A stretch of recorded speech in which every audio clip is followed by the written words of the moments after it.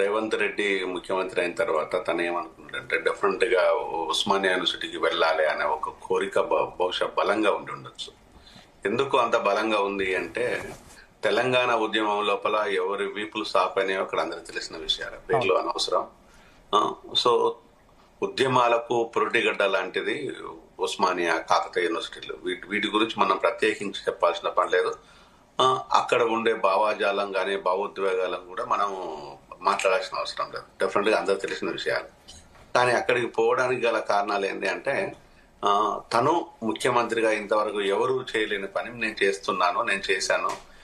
ఈ రోజు ఉస్మాన్ యూనివర్సిటీని నేను చాలా గొప్పగా తీర్చిదిద్దాను అని చెప్పుకోవడానికి గత ప్రభుత్వం మీద నిందలు లేకపోతే ఇంకా అనేక ఆరోపణలు చేయడానికి మాత్రమే వెళ్తున్నాడు. కానీ ఆరోపణలు చేయటము, నిందలు వేయటము లేకుండా రేవంత్ స్పీచ్ ఉంటుందని నేను అనుకోవటం లేదు. డెఫినెట్ గా అది ఉంటది. సో ఒక రాజకీయ నాయకుడిగా తను మాట్లాడవచ్చు. సో అది ఎవరికి అభ్యంతరం లేదు. కానీ ఒక ముఖ్యమంత్రిగా నువ్వు వెళ్తున్నప్పుడు ఇంతటి నిర్బంధం లోపల వెళ్లాల్సిన గత్యంతరం లేని పరిస్థితి నీకేమొచ్చింది అనేది ఒక ప్రధానమైన ప్రశ్న విద్యార్థుల నుంచి వచ్చేది. ఒకవేళ కనుక విద్యార్థులను సాదరంగా స్వాగతం పలికేసి అందరితోని విద్యార్థులాగా చూసినట్టు అయితే నువ్వు వెళ్ళేసి మాట్లాడటంలో పెద్ద ఇబ్బంది లేదు. కానీ ఇప్పుడు విద్యా సంస్థల లోపల రాజకీయ పార్టీలు వీళ్ళు విద్యార్థులు కాంగ్రెస్, ఈ విద్యార్థులు బీఆర్ఎస్, ఈ విద్యార్థులు బీజేపీ, ఈ విద్యార్థులు తెలుగుదేశం పార్టీ, అనేక ఈ విద్యార్థులు లెఫ్ట్ పార్టీలు అనేది విభజించి పాలిస్తున్నారు ఈ రాజకీయ పార్టీలే. కానీ ఇప్పుడు మళ్ళీ ఒక రాజకీయ నాయకుడిగా అనే విషయం పక్కన పెడితే ఒక ముఖ్యమంత్రిగా నువ్వు ఇలాంటి పనులు చేస్తే నువ్వు ఎవరికి ఏమి ఆదర్శంగా ఉన్నట్టు? నువ్వు ఏం చెప్పాలనుకుంటున్నావు? అక్కడ పోవడమే గొప్పతనం అనుకుంటున్నావా, లేకపోతే నిర్బంధం అనేది నేను చేయడం లోపల ఇలా కూడా చేయొచ్చు అనుకుంటున్నావా? కానీ ఇట్లాంటి పనులైతే ఎవరు చేయలేదు. నువ్వు వెళ్ళకపో. 10 సంవత్సరాల నుంచి మేమందరం అడిగాం, కేసీఆర్ గారు ఎందుకు రావటం లేదు, ఎందుకు పోవటం లేదు, ఎందుకు రారు అని అడిగాం. సో ఆయన రాకపోవడానికి అనేక కారణాలు ఉండవచ్చు. సో అది వేరే విషయాలు, అది ఇక్కడ అప్రస్తుతం. కానీ ఎప్పుడు కూడా భావోద్వేగాలను రెచ్చగొట్టలేదు కేసీఆర్ గారు. కానీ ఈ రోజు ఇక్కడ భావోద్వేగాలు రెచ్చగొట్టడం లోపల ఏ ప్రయోజనాలు సాధించాలనుకుంటున్నాం? ఈ రోజు ఓన్లీ విద్యార్థులు అంటే నీ కాంగ్రెస్ పార్టీకి వంత పాడే వాళ్ళు మాత్రమే విద్యార్థులు అని అనుకుంటున్నావా? మిగతా వాళ్ళంతా లేకపోతే సంఘ విద్రోహ శక్తులు అనుకుంటున్నావా?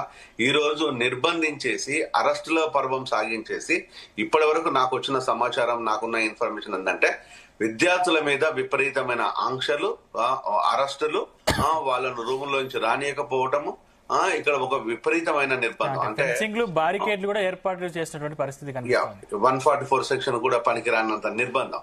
అంత నిర్బంధము మీకు తెలంగాణ ఉద్యమంలో కూడా అంత నిర్బంధం లేదు. అంత నిర్బంధం లోపల నువ్వు వెళ్లాల్సిన పరిస్థితి ఏమొచ్చింది? నువ్వెందుకు వెళ్తున్నావు, నువ్వెందుకు చేస్తున్నావు అనే ప్రశ్నలు ఇప్పుడు ఉంటాయి, వచ్చిపోయిన తర్వాత కూడా డెఫినెట్ గా ఉంటాయి. అంటే ఇప్పుడు ఏమనుకుంటున్నారంటే రాజకీయ వ్యవస్థలో మేము ఉన్నాం కాబట్టి, మేము ఈ రోజు ముఖ్యమంత్రిగా ఉన్నాం కాబట్టి నేను ఏం చేస్తే అది చెల్లుతుంది, నేను ఏది మాట్లాడితే అది చెల్లుతుంది, నేను ఎట్లా బిహేవ్ చేసినా చెల్లుతుంది. అఫ్ కోర్స్ ఈ 5 ఏళ్ళు మాత్రం ఉంటా అనుకుందాం, ఎందుకంటే అధికారం చెందుతా. ఆ తర్వాత నీ పరిస్థితి ఏంది? ఇదే కొనసాగింపుగా ఇట్లే నిర్బంధం లోపల ఉంటే విద్యార్థులు యాక్సెప్ట్ చేస్తారా?